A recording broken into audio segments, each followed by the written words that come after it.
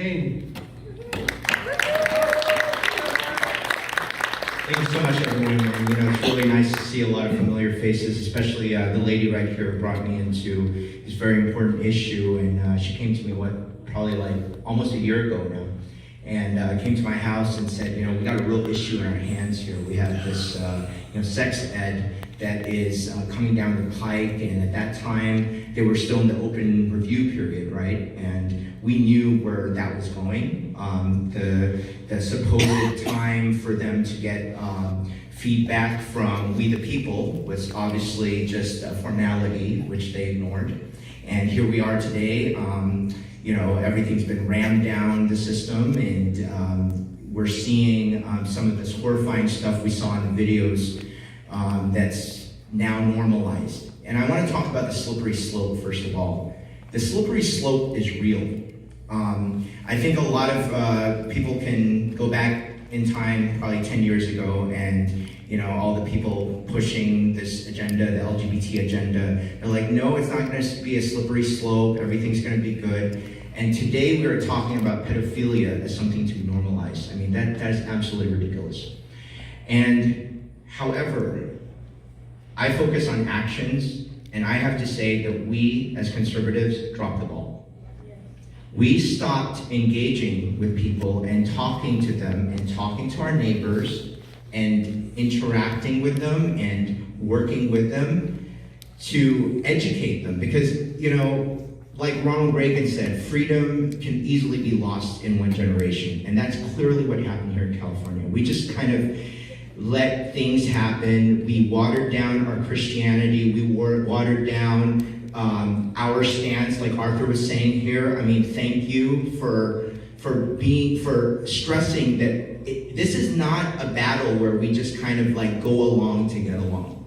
This is something where we have to take a clear stand. It does not mean being oppositional and constantly, fighting with people, but it also means when a liberal comes to you and starts telling you their very skewed and very delusional way of life or living or whatever, their way of life, and they try to shove it down our throats, that we call that out and say, you are shoving your religion down my throat. And that is something we as conservatives have stopped doing. We've just been like, oh no, how do I appease you? You cannot appease the irrational. Okay, they are irrational, and if you give them an inch, they will take a foot or more, and that's where we're at today. So, first of all, I guess that's the core, is kind of what Arthur, had mentioned. We have to first of all stand up to when someone is going to have a political discussion with us, to not give them that ground. I can be very firm, I can be nice. So if you're having a conversation and you're telling me the sky is green, I say, no, the sky is blue. And I stick to that. I don't agree with their faulty premise, right? So that's the first of all, as conservatives, we need to be able to have that discussion. Second of all, we, here in Orange County especially, it is shocking, we lost all our congressional seats. We lost a bunch of local races. I think it's because we stopped engaging with people. We decided that, first of all, if we're going to have that conversation, we were going to be weak about it. We also decided we didn't want to engage. So we just let the enemy win by basically defining the narrative to the point that there is no orange curtain anymore. This whole Southern California is blue. It is liberal. All of this, sex ed is now seriously being talked about, even in some of our most conservative school districts. That's an issue.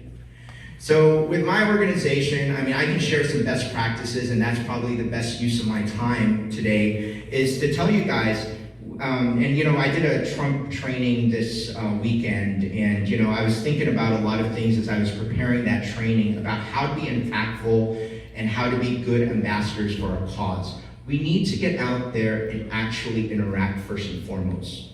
So there's a lot of resources that are available to us, to the public, like community centers, like even funding for certain causes that the liberals are gobbling up. They're using a lot of taxpayer dollars, as you know, to fund their causes. We need to be doing the same. We need to take the resources that are available to us and use them wisely in the community to impact more people. We need to be in the mindset of bringing someone in here today. And it's great to see great friends in this room, that I know, but I don't want to see people I know when I come to events like this. I want to see people I don't know. And that has been the pure focus of my organization. And I have a few, I think most of you have engaged with AIB2B, or if not, Pass the Beacon, and some of the other, initiatives I've started. My goal is always to throw an event and have liberals, independents, and especially what I call gray voters. So it's easy to get blue, purple voters, but the most important thing out there is gray voters, people who are not yet political. We are all weird in here. Most people who are into politics are nerds, wonky, whatever you want to call it. We are not typical. Most people out there, I'd say about 75% out there, don't even know politics. But many of them are conservatives. If you go to church, I heard that 30% of Mariners is not registered to vote. So basically 1 out of 3 people in one of our largest churches here in Orange County is not registered to vote. Isn't that crazy? But yet, we have a party that produced a resolution in the last couple of weeks to denounce and bully Christianity and say that somehow we are more bigoted than other religions, which is complete hogwash, as you guys know. So this is the type of thing that we need to stand up for, and realize that here in California, they have infiltrated the churches. They have infiltrated the Asian community, which is naturally conservative. Teresa back there has been helping out. Eric, we know how our parents raised us. This is ludicrous to be seeing all of this, pornography in schools. At one time, our community would have been outraged. Why are we now at a point where I actually have probably 20-something college students come up to me and say, I really agree with affirmative action. I'm like, you idiot. How do you have that stance when Asians are being dinged in college admissions for our merit? That is ridiculous. That is the extent of the brainwashing. That is how powerful marketing and the media has gotten us a generation of blithering idiots. And we need to reverse that. And remind people where your values are, what your parents taught you, and I say it's an issue of privilege, okay? You grow up, you have your parents that work so hard for you, and this is really an Asian thing, and I think it's also a white thing here in Orange County, where your parents work so hard and they understand what it means to produce $1, to provide for a livelihood, and then the kids grow up with all this privilege that they can worry about all the stupid stuff that the liberal media, that Hollywood shoves down your throat. And that's why we're all butthurt about perceived slights of racism, which are really just figments of the imagination. I'm sorry, I don't spend a lot of time thinking about, do you like me because of my color? I mean, what a waste of time. Can you believe that? Like, the premise in itself is ludicrous. So we really need to get around that and educate people and say, we are now a society where we accept people's words and not their deeds. So we need to start, waking people up on these basic things, not going into the deep clauses of AB 329 and obsessing over some legalese, which is really meant for lawyers.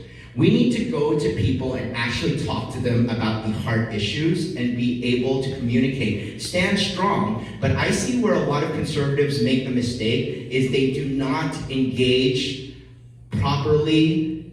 So you're talking about A, and no one cares about A, they care about Z. So you need to start, getting to where people are at, and trust me, it's annoying because I'm like, well, I expect you to understand that we have 3 branches of government, that the gas taxes are not Trump's fault, that the gas taxes are actually a state issue with the Democrat state legislature, which is a super majority. I mean, all of these things are very basic things that most of us understand, but we're not communicating to the community. So I hope that everyone today can walk away with that and understand how to take it down a notch depending on who your audience is, and to get more people to an event like this, and fill and talk to your neighbors, and to actually start local. And that's what I'm focused in on. I think that a lot of 501c3s out there want to be state, want to be national. We need to keep it local, and we need to keep it one-on-one, one by one, change hearts and minds. Thank you.